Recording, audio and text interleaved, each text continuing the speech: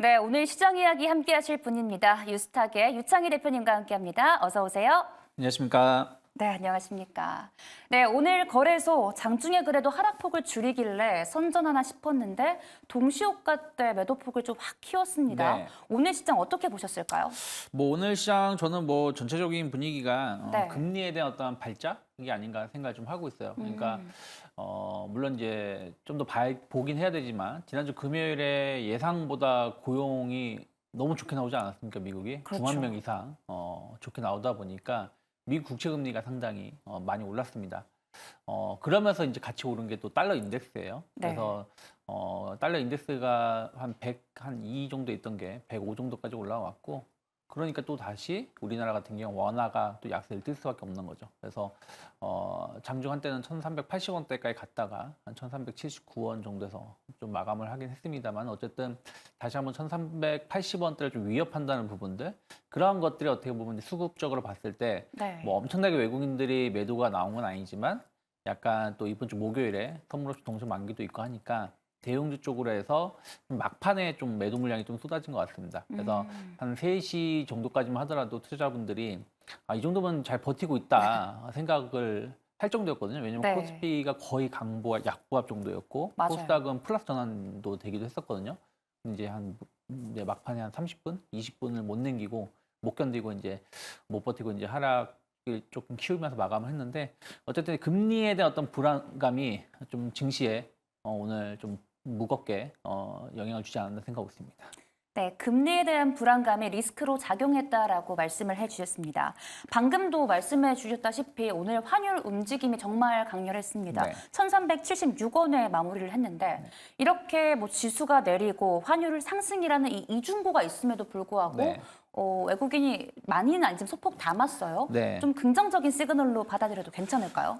일단은 주식만 본다라면 나쁘지 않다 생각을 좀 하고 있어요. 어. 사실은 오늘 외국인들이 매도가 많이 나온 거는 좀 많이 안타깝지만 삼성전자 하나밖에 없어요. 삼성전자가 오늘 1,500억 가까이, 1,470억 정도 매도가 나왔고, 뭐 하이닉스라든지 이런 쪽은 꽤 강하게 매수가 들어왔습니다. 그러다 보니까 실질적으로 외국인들이 오늘 삼성전자를 제외한다라면 거의 한 1,500억 가까이를 매수한 거나 마찬가지다. 그렇죠. 그렇게 생각을 좀 하고 있습니다. 물론 이제 코스닥 쪽은 한 1,400억 정도 매도가 나왔습니다만은 일단은 거래소 쪽에서의 어떤 매수 여부가 조금 더 중요한 부분을 차지하는 경우도 있고요.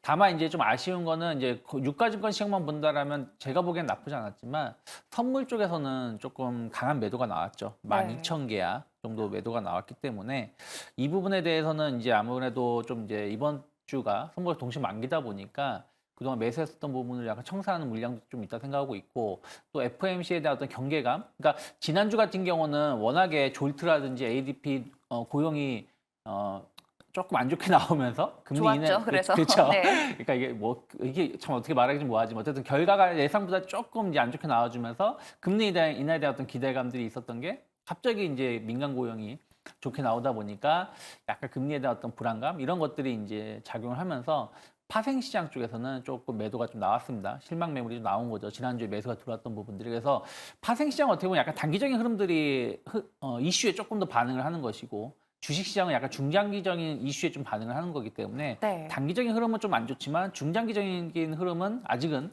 좀 나쁘진 않다 생각하고 있습니다.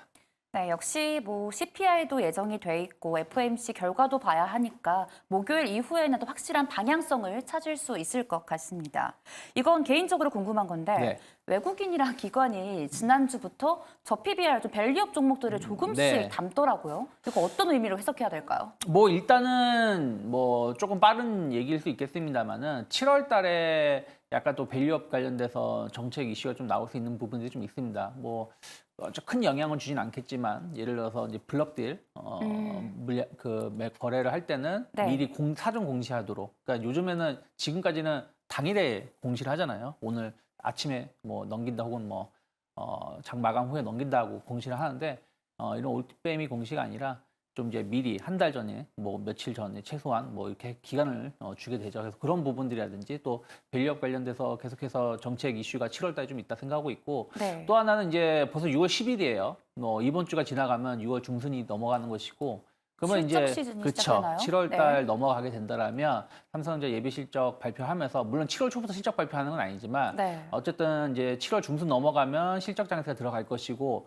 좀 실적이 좋은 기업들에 대해서 최근에 좀 주가가 좀 조정이 나왔기 때문에 네. 선침매성의 어떤 매수가 들어오는 것이다. 그래서 금융주들의 매수가 들어오는 거는 약간 그동안 좀 조정이 나왔으니까 일부 좀 매수가 들어오는 거고 뭐 자동차라든지 뭐 이런 부분들은 실적이 최근에 보면 4월 달, 5월 달 수출 데이터가 나쁘지 않았고 지금도 수출 관련된 얘기들이 좋게 나오고 있기 때문에 그러면 결국엔 2분기 실적도 좋을 거라는 어떤 기대감으로 좀 일부 매수가 들어오는 것이 아닌가 판단하고 있습니다. 네, 저가 메리트 있는 종목이랑 또 숫자가 찍히는 실적 위주의 종목들을 담고 네. 있는 것이다라고 해석을 해주셨는데 오늘 식품주 있잖아요. 네. 정말 경기 방어주가 아닌 기분이었거든요. 네. 주식하면서 보기 어려운 뭐 크라운제가, 혜태제가 같은 것들이 네. 반등을 세게 했습니다. 네. 좀 약간 연속성을 보고 가도 괜찮을까요? 어떻게 보세요? 일단은 조금은 더 지켜볼 수 있지 않을까 생각을 좀 하고 있어요. 그러니까 오늘 이제 그동안 움직이지 않았었던 종목군들까지도 급등을 네. 한 것이죠. 뭐 크라운 혜태홀딩스 같은 경우도 12% 이상 상승을 좀 하기도 했었고요. 오늘 이제 음식료업종군들이 사실은 좀 움직임이 나올 수 있을까 예측은 좀 했었는데 바로 이렇게 강하게 상승할 줄은 몰랐습니다. 일단은 지난주 후반에, 그러니까 금요일에 삼양식품 이제 목표가 상향하면서 좀 상승을 했죠. 그러면서 관심이 좀 있었고 또 하나는 이번 주가 사실은 이벤트가 좀 많이 있습니다. 이제 조금 있으면 WWDC가 그렇죠. 이제 열리죠. 오늘 열리죠. 밤에. 뭐 네. 그런 것들도 어떻게 보면 내일 증시에 영향을 줄 수가 있는 거고 또 FOMC가 그냥 FOMC만 있는 게 아니라 또 CPI도 있고요. 네. 그런 부분들이 목요일 새벽에 결정이 나는데 또 하필이면 목요일 우리나라 선박 동시 만기. 그런 부분들이 좀 있다는 거죠. 그리고 또 FOMC가 미국의 목요일 저녁에 증시에 영향을 좀 더 크게 줄 수 있고, 그러면 또 금요일까지도 영향을 줄 수 있는 거 아니겠습니까? 그러니까 외부 변수에 좀 흔들릴 수가 있는 이번 주 우리나라 증시인데, 네. 아무래도 거기서 좀 독립적인 이슈가 조금 독립돼 있는 섹터가 음식료 업종 아니겠습니까? 그렇죠. 약간의 경기 방어주 역할도 해줄 수 있고, 또 최근에 보면 음식료 업종군이 뭐 수출 기업으로 이제 변모가 되는 거 아니겠습니까? 뭐 라면 수출 계속 잘 되고 있는데 뭐 불닭볶음면 엄청나게 수출 잘 되고 있는데 이게 그냥 제품만 판매가 되는 게 아니라 이걸 활용해 가지고 응용된 레시피가 계속 공유되는 거잖아요. 네네. 그래서 뭐 어떤 뭐 내용 레시피는 뭐 유튜브로 조회수가 뭐 3천만 회 이상 된다라고 하니까요. 또 그것이 다시 또 제품 수요를 증가시키는 거고. 그래서 뭐 원래는 중국하고 동남아시아 쪽 매운 음식을 좋아하는 쪽 나라에서 수출이 잘 되다가 요즘에는 뭐 유럽, 미국도 잘 되고 있고요. 그리고 또 이제 김밥이 엄청나게 인기라고 하지 않습니까? 위양이 엄청 올랐죠.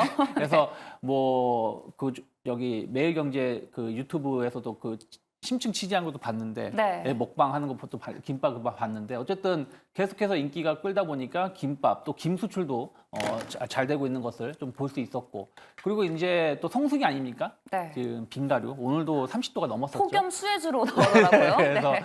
빙가류 올 여름 자체가 워낙에 좀 조기에 좀 여름이 시작하다 보니까 빙가류 관련돼서 상당히 좀 이슈가 좀 있는 기업들이 오늘 좀 상승했습니다. 그래서 오늘 보면은 삼양식품은 상당히 덜 올랐지만 농심이 13% 상승을 좀 했고요. 네. 그리고 이제 빙그레 거의 상한가 원전이 24% 상승을 했고 롯데 웰푸드도 12% 와. 상승을 하면서 네. 약간 이제 여름 원래는 이제 삼양식품은 이제 그 뭐라 그럴까요? 국물 라면 여름엔 잘 판매가 안 되지만 비빔면 같은 게 잘 판매가 되니까 이런 것들이 이슈가 되면서 뭐 음식료 업종군들이 좀 좋지 않나 판단하고 있습니다.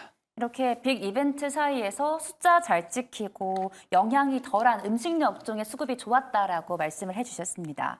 이제 또 아까 실적 시즌 이야기했지만 오늘 그래서 그런지 좀 눌려있던 네. 정통 전력, 전선 네. 쪽이 많이 올랐어요. 네. 최근 고점 찍고 떨어지는 중인데 오늘 갑자기 AI 전력 대란 수혜주라는 이름으로 올랐거든요. 네. 뭐 시간 외에서는 좀 빠지긴 했습니다만 이쪽은 어떻게 보세요? 사실은 뭐 새로운 뉴스는 아니죠. 그렇죠. 네, 전력 AI가 가장 중요한 게 전력이고 네. 그 전력의 상당 부분이 차지해야 되는 게 이제 열을 식히기 위한 거다 보니까 또 냉각 관련된 거 최근 지난주 같은 경우 LG 전자가 뭐 급등하기도 했었지 않습니까? 근데 계속해서 전력 인프라는 뭐 갈 수밖에 없다 생각을 좀 하고 있어요. 아까 말씀드린 것처럼 수출 데이터가 찍히는 몇 안 되는 섹터 중에 하나가 뭐 변압기, 전선 관련된 기업들이고요. 또 이제 지난주에 이제 대왕거래 프로젝트 이런 이슈들이 조금 이제 마무리가 이때 있을 때 네. 기존의 전력주라든지 뭐 에너지 관련된 종목군들이 조금 이제 조정이 나왔다가 이제 그 이슈가 마무리되니까 약간 저가 매수가 들어오는 것도 있다 생각을 좀 하고 있습니다. 그래서 뭐 전력 인프라 관련해서는 약간 이제 최근에 보면 주가의 변동성은 좀 커졌어요. 뭐 네. 10% 오르기도 하고 10% 떨어지기도 하고 있지만 이러한 부분들이 좀 마무리가 잦아든다라면 다시 한번 또 새로운 추세로 전환될 수 있는 부분들이기 때문에 계속해서 꾸준히 관심을 가져가야 된다. 왜냐하면 지금까지도 뭐 현대일렉트릭 같은 경우는 2021년 저점 대비해서 거의 뭐 10배, 20배 가까이 올라왔습니다. 불구하고 계속해서 그 호실적 실적이 좋게 나오는 부분들이 있기 때문에 네. 조금 더 상승 가능성 열어놔야 되지 않을까 판단하고 있습니다. 네, 현대일렉트릭도 오늘 외국인들이 정말 네. 많이 담더라고요. 이렇게 어떻게 보면 좀 물려있는 애들을 찾아서 들어가면 괜찮겠네요. 전력 쪽에서. 그렇죠. 그러니까 뭐 이제 오늘 또 많이 올라왔기 때문에 네. 또 여기서 급하게 들어가기엔 추격 좀 매수하시기보다는 무리다. 네. 예를 들어서 뭐 LS라든지 효성중공업, 뭐 일진전기 뭐 이런 기업들은 상대적으로 좀 이슈가 좀 뒤늦게 반영되는 부분들이 좀 있습니다. 그래서 네. 그런 기업들은 약간 좀 이제 기간 조정을 준다라면 다시 한번 또 접근해 볼 수 있지 않을까 생각하고 있습니다. 네, 그리고요. 또 오늘 지난주에 반등이 강했던 2차 전지 있잖아요. 얘네들이 또 밑꼬리 달고 올라오면서 강한 상승 탄력을 보였습니다. 네. 뭐 지난주 저는 매크로 지표로 인해서 금리 인하 시그널이 좀 멀어지면서 네. 오늘 좀 안 좋을 줄 알았는데 오늘까지 시세가 이어진 이유가 뭘까요? 오늘 사실은 좀 많이 오른 건 아닌데 네. 그래도 좀 이제 계속 이슈가 나오는 거는 이제 미중 간의 관계가 안 좋으면서 전기차 관세가 뭐 100% 붙인다고 아니겠습니까? 물론 이제 중국 전기차가 미국에 판매되고 있는 건 아니지만 네. 아예 사전에 봉쇄하겠다라는 거고 또 하나가 유럽도 지금 중국 전기차 관련해 가지고 관세를 좀 더 상향시키겠다고 하는 거죠. 그러다 보니까 이렇게 되면 현대차가 반사이익을 누릴 수 있다. 왜냐하면 지금 전기차를 제대로 만들 수 있는 회사가 현대차밖에 없으니까요. 그래서 그렇게 나올 정도로 좀 미국하고 유럽이 중국을 견제하고 있는 부분들이 좀 있고요. 그리고 또 이제 악재가 어느 정도 소멸된 부분들이 좀 있어요. 그러니까 이러한 어떤 리튬 가격 하락이라든지 전기차 캐즘이라 그래가지고 전기차 성장이 둔화되는 거라든지 이런 부분들이 계속해서 관련된 배터리 업체들을 좀 주가를 약화시켰고 또 테슬라 이슈도 좀 있었죠. 테슬라가 네. 판매가 안 된다고 하면서 관련된 기업들이 좀 조정이 나왔습니다만은 어느 정도 이제 이런 것들이 선 반영된 측면이 좀 있고 또 하나는 이제 새롭게 부각되고 있는 게 ESS 시장입니다. ESS 시장이 뭐 상당히 현재보다 한 10배 이상 앞으로 몇 년 안에 폭풍 성장할 거라고 좀 전망이 되고 있다 보니까 네. 새로운 또 이제 배터리 업체들이 먹을거리가 생기는 것이 아닌가라는 어떤 기대감들이 좀 나오는 것들이 좀 있죠. 그래서 최근에 이제 좀 저가 매수가 들어오면서 에코프로 EBM이 많이 올랐었고 오늘 같은 경우는 좀 많이 올랐었던 기업들이 뭐냐면 동박 관련돼서 뭐 SKC, 롯데에너지 머티리얼즈가 좋은 흐름을 좀 보여줬고요. 그리고 이제 LS 머티리얼즈 같은 경우는 이제 뭐 케이스라든지 전기차 부품 뭐 이런 부분들이 좀 이슈가 되면서 좀 많이 올라왔고요. 네. 그리고 오늘 좀 많이 올라온 게 이제 아까 제가 ESS 말씀드렸는데 아직까지 ESS 쪽에서는 이제 주력으로 사용되는 게 LFP 인산철 배터리거든요. 왜냐면 ESS 배터리는 이제 고정식이기 때문에 그래서 그런 부분들이 좀 강점을 가지고 있는 기업들이 좀 좋았었죠. 그래서 뭐 VT라든지 CIS, EG, 뭐 아모그린텍 같은 경우가 상대적으로 조금 강한 모습이 아니었나 판단하고 있습니다. 네, 뭐 전기차에 대한 시선도 좋아지고 있고 대중 전기차 관사의 수혜도 받고 ESS 모멘텀까지 붙여지면서 2차 전지 계속해 오를 가능성이 있다라고 말씀을 해주셨습니다. 오늘 시장 이야기는 여기까지 하고요. 이어서 대표님이 가져오신 수익률을 높여줄 섹터 저희 아나운서가 준비했습니다. 최민지 아나운서가 소개합니다. 네, 안녕하세요. 수익을 높여요 시크릿 섹터 브리핑의 최민지입니다. 자, 오늘은 유창희 대표의 섹터 에너지 함께 살펴볼 텐데요. 관련 내용들 차근차근 살펴보시죠. 자, 동해 가스전 이슈에 이어서 오늘은 원전 관련주들이 에너지 섹터 내에서 강한 흐름을 보였는데요. 오늘은 원전 위주로 소식들 체크해 보도록 하겠습니다. 자, 먼저 주말 사이에 미국에서 나온 소식인데요. 자, 미국이 2050년까지 원전 설비 용량을 최소 3배 이상 확대한다는 소식입니다. 자, 인공지능 데이터 센터로 막대한 전력이 소비되자 미국에서는 이를 감당하기 위한 전력량 확보 대책을 세우고 있는데요. 이에 미국의 에너지부 장관이 조지아주의 보그 원전 4호기를 방문해서 이 원전 설비 용량을 최소 3배 이상 늘려야 한다고 언급한 사실이 주말 사이에 외신을 통해서 보도가 됐고요. 이에 오늘 원전 관련주들 좋은 흐름 보였습니다. 자, 그리고 또 미국뿐만 아니라 국내에서도 청신호가 이어지고 있는데요. 이어서 한번 체크해 볼까요? 자, 정부가 탈원전 정책을 완전 폐기한 데 이어서 추가 원전 건설 계획을 밝히기도 했죠. 이 윤석열 정부가 내놓은 지난 11차 전력수급 기본계획에서는 대형 원전 3기와 또 소형 모듈 원전 1기 등 총 4개 신규 원전 건설을 제안했고요. 게다가 이르면 이달 중에 체코 원전 수주 결과도 나올 것으로 전망되고 있어서 이 원전 수주에 대한 기대감이 함께 커지고 있습니다. 현재 체코 원전 수주액의 규모는 30조 원 규모로 알려지고 있는데요.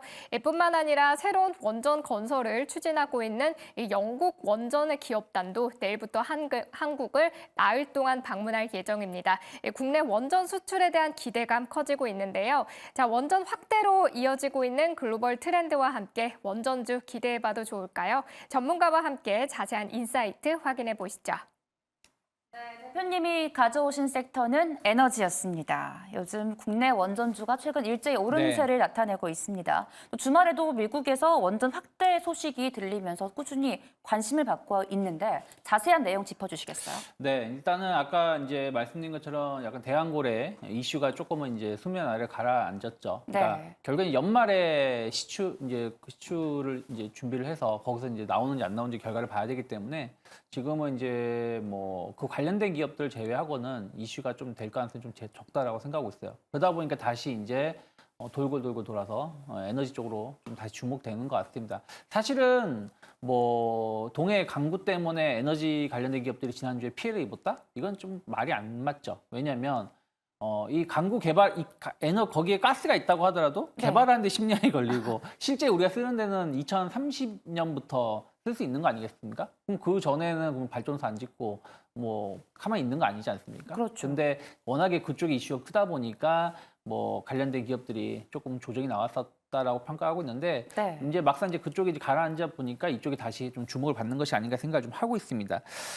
특히 이제 그 정부가 이번에 이제 발표한 것 중에 하나가 오늘 발표한 게 탈원전을 정책을 완전 폐기를 좀 했죠. 네. 그러면서 이제 원전을 추가로 한 3기 정도를 더 짓겠다라고 했습니다. 그래서 지금 우리나라에 25개 정도 원전을 가동하고 있는 상황에서 최대한 30개까지 새로 지금 짓고 있는 거에다가 추가 지을 것까지 감안한다면 한 최대 30기까지 늘어날 수 있지 않을까 생각을 좀 하고 있고 또 이게 좀 중요한 건 뭐냐면 우리가 수출을 계속 하려고 하는데 막상 우리나라에서 원전을 안 짓는다는 게 좀 앞뒤가 안 맞는 그렇죠. 얘기라고 계속 네네. 이야기가 있었기 때문에 그런 부분들에 대한 어떤 이제 불확실성이 좀 일부 해소가 되는 거 아닌가 생각을 좀 하고 있습니다. 그러면 어쨌든 국내 수주만으로도 원전 관련된 기업들이 새로운 좀 먹거리를 창출할 수 있다 생각하고 있고요. 또 이번 달에 체코 30조 정도, 물론 30조를 우리나라가 다 가져오는 건 아니지만 여기에 대한 어떤 기대감들이 있죠. 물론 이제 두산 에너빌리티가 약간 찬물을 끼얹은 느낌이다. 네. 수주했다고 막 한 다음에 이제 바로 그날 공시한 것도 아니고 한 이틀인가 있다가 아직 확정된 거 아니다. 네. 하지만 커밍순 한 달만 기다려달라 말을 했기 때문에 뭐 어느 정도 좀 거의 삼성전자랑 같은 내용 네. 아닐까요? 뭐 구체화되고 네. 있는 것 같아요. 그래서 어쨌든 거기에 대한 어떤 기대감이 아직은 살아 있을 수 있다. 저는 생각을 좀 하고 있고요. 그리고 지금 영국이죠. 영국 같은 경우도 2030년부터 34년인가요? 하여튼 30년부터 그때부터 이제 원전을 짓기 시작해서 평균 한 2~3기씩 짓기 시작을 해서 2050년까지 최대 30기가와트급의 원전을 짓겠다고 했기 때문에 네. 뭐 그거 관련해서 우리나라에 들어와서 이제 조금 브리핑을 받겠다라는 것은 충분히 우리나라 기업들이 기술이 있기 때문에 와서 시찰을 하는 것이지 우리나라 기업이 기술이 없다면 오지 않겠죠. 그냥 바로 미국을 가든가 뭐 하겠죠. 그래서 그런 부분들도 일정 부분 역할을 좀 해줄 수 있지 않을까 생각을 좀 하고 있습니다. 그러면 아무래도 이제 최근에 원전주들이 약간 조정을 받았던 기업들이 다시 한번 좀 힘을 낼 수 있는 위치가 아닌가. 그래서 오늘 같은 경우 본다면 두나 에너빌리티도 상승을 좀 했고요. 네. 뭐 보성파워텍 같은 경우 17%, 에너토크도 한 7%, 웨센트 에너지도 5% 정도 상승을 하면서 에너지 관련된 기업들이 좋은 흐름 보여줬고 또 그러면서 또 전력 인프라 관련된 기업들도 상승을 좀 하고 전체적인 에너지 쪽에 대한 어떤 관심도가 다시 한번 좀 높아지지 않았나 판단하고 있습니다. 네, 말씀해 주신 것처럼 정부가 이 탈원전 완전 폐기 선언을 하면서 어떻게 보면 해외 원전 수출에 또 네. 청신호가 켜진 것 같습니다. 그리고 또 원전하면 안 볼 수가 없는 게 또 신재생 에너지도 관심이 네. 가거든요. 최근에 SOFC 엄청 핫했는데 많이 눌렸잖아요. 네. 이쪽은 또 어떻게 보세요? 근데 오늘 보시면 미코가 상당히 좋은 주가 상승을 보여줬어요. 미코 차트를 좀 보신다라면 오늘 주가가 한 9% 상승을 해주면서 네. 다시 한번 17,000을 좀 회복을 좀 해줬고요. 네. 그리고 금양 그린파워 같은 경우도 오늘 한 3% 정도 상승을 좀 해주면서 최근에 좀 하락을 좀 많이 했지만 다시 한번 좀 반등을 좀 하려고 하고 있는 것이 아닌가 생각하고 있고요. 한선 ENG 같은 경우도 한산 엔지니어죠. 한산 엔지니어링 같은 경우도 좀 반등을 줬는데 한산 엔지니어링 좀 조금 이슈가 조금 소멸하다 보니까 반등이 좀 그렇게 강하진 않았지만 어쨌든 SOFC 같은 경우도 계속 지켜봐야 되는 부분들이죠. 어쨌든 AI 데이터 센터의 전력을 지금 네. 천연가스가 한 60% 정도 충당할 것이라 평가를 하고 있고 또 신재생 에너지 쪽으로 계속 가고 또 ESS 쪽으로 가고 있는데 SOFC는 어떻게 보면 수소 발전이거든요. 건물형 수소 발전이라고 네. 보시면 될 것 같아요. 그래서 이런 부분들을 큰 역할을 해줄 수 있는 부분들이 좀 있기 때문에 충분히 저는 뭐 이슈는 소멸되지 않았다. 다만 이제 기업별로 좀 많이 올라왔다가 조정받는 기업이 있고 또 실제 핵심 기술이 있고 없고의 차이가 좀 있다 생각하고 있어요. 그래서 미코는 자회사, 미코 파워가 상당히 이쪽 관련돼서 핵심 역할을 좀 해주고 있고 금양 그린 파워 같은 경우도 자회사가 관련된 이슈가 있고 또 금양 그린 파워는 또 태양광 관련돼서도 이슈가 좀 있기 때문에 네. 좀 더 주목해 볼 수 있지 않을까 생각하고 있습니다. 네, SOFC나 이 신재생 쪽은 좀 종목별로 접근해야 된다라고 말씀을 해 주셨습니다. 그러면 탑픽은요? 원자력에서. 저는 원자력 네. 탑픽은 BHI를 관심 있게 보고 있습니다. 이 회사 같은 경우는 일단은 천연가스 관련돼서 계속해서 좀 지켜볼 필요가 있어요. 이 회사가 이제 발전용 기자재 설계, 설치를 시공하는 기업인데 오늘 많이 올랐네요. 네, 오늘 좀 많이 오르긴 했습니다만 네. 저는 충분히 더 갈 수 있지 않을까 생각하고 어. 있는데 HRSG라는 원천 기술을 이 회사가 가지고 있어요. 그러니까 이게 그 가스 발전, 터빈 뭐 이런 쪽에 사용되는 것인데 뭐 쉽게 얘기하면은 이제 보일러 거꾸로 한번 뭐 위로 아래로 이렇게 한다고 하지 않습니까? 나오는 것들 그런 것처럼 보일러에서 열을 다시 회수해서 다시 발전할 수 있는 그 기술력을 알고 있는데 이게 상당히 독보적이라고 얘기를 하고 있고 전 세계 점유율이 1위입니다. 그래서 아까 말씀드렸던 AI 데이터 센터가 천연가스가 60%를 충당한다는 게 확실하다라면 이 네. 관련돼서의 발전 수요는 더 늘어날 수밖에 없는 것이고 BHI가 큰 역할을 해줄 수 있다 생각을 좀 하고 있고요. 네. 최근에 보면 수주 잔고가 계속 늘어나고 있어요. 올해 수주 잔고가 한 1조 원대로 회복할 것으로 예상하고 있는데 BH의 과거 주가를 본다면 2012년도에 수주 잔고가 1조 원일 때 주가가 한 2만 원 정도였어요.